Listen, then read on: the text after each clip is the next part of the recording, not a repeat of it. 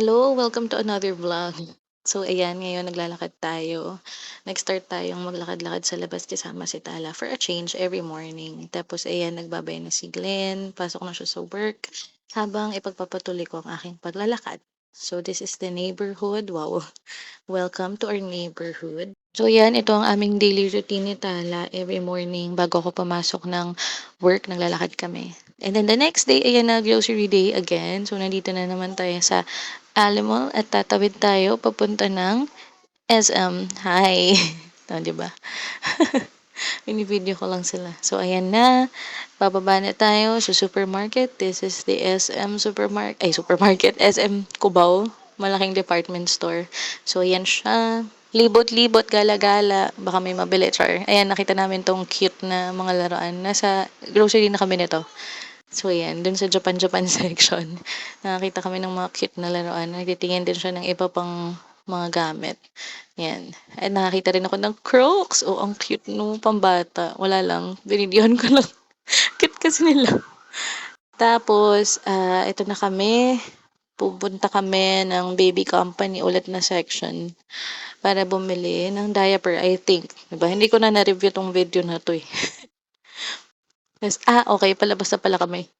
Sorry naman, hindi ko naaalala talaga. Hindi ko na ni-review tong mga videos na to. Sinalampak ko lang dito sa editor. So, ayan, kasalukuyan kaming naglalakad. And then, this is the Alimol. So, I think, pauwi na kami nito.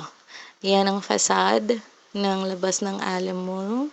The Jollibee. This is the 13th. This is the P. Boulevard. Tapos, ayan, the next day, papakita ko lang sa inyo na pinapakain ko si Tala. Wala lang, baka sabihin niyo kasi hindi ako responsableng ina. Yun lang. So, eto na naman ulit tayo the following day. I think the following day na to. At grocery day na naman. O, diba? Ayun lang yung vlog ko talaga. Full of grocery errands. Ito na, ang harap again ng Alimol. That's Manhattan. And Zeus Coffee. Nag-try kaming mag-Zeus Coffee, pero ang haba ng pila. So, hindi na kami tumuloy. So, ito, nagpunta muna kami pumasok na kami ng Ali Mall. And, bibili tayo ng donuts sa Dunkin' Donuts. Kasi nagkikrave ako ng ano nga yun? Choco butternut. Pero, parang wala doon. So, sabi ni Glenn, doon na lang tayo sa bumili sa sa SM Supermarket. May Dunkin' Donut din doon. So, yan. Lakad-lakad. At ito na naman tayo sa Tawiran, the iconic Tawiran from Alamol to SM Cubao. Ayan.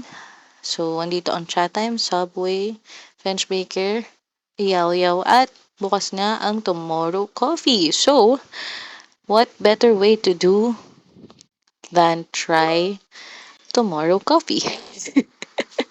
At yun nga ang ginawa namin. Nag-try kami ng Tomorrow Coffee. Nakakuha kami ng libre. But apparently, ito na kami pala sa grocery. Grabe.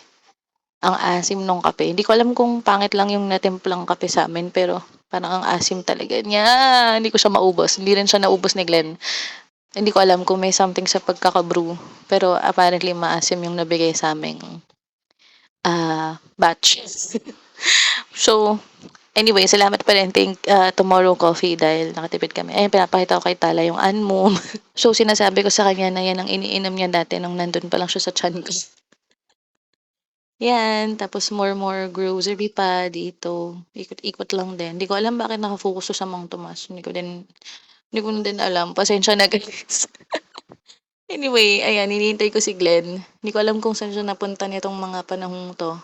Pero, ayan ang basket sa akin. At andito si Tala, hawak ko. Ayan, yung stroller. Tapos, waiting lang ako sa kanya. I think meron siyang tinanong or hinanap, hindi ko na maalala. Basta naghihintay lang kami dito ni Tala. At ayun, ito na nga yung Tomorrow Coffee. Apparently, maasim talaga yung napunta sa amin. So, ewan ko, try nyo na lang din. Pero yan.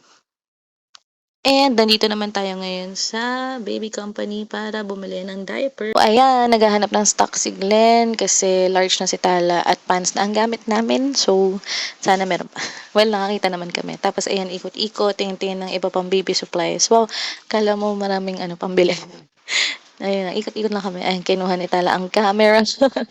And then, ayun na, pauwi na rin. So, yan, ganyan ang gabi namin usually after grocery. Ikot-ikot, grocery, tapos lakad na pauwi. Unless meron pang ibang kailangang bilhin somewhere. Pero yun na, yun. So, we will cap off the night. Wow! Papahinga na rin kami pag uwi. Yun lang. Bye!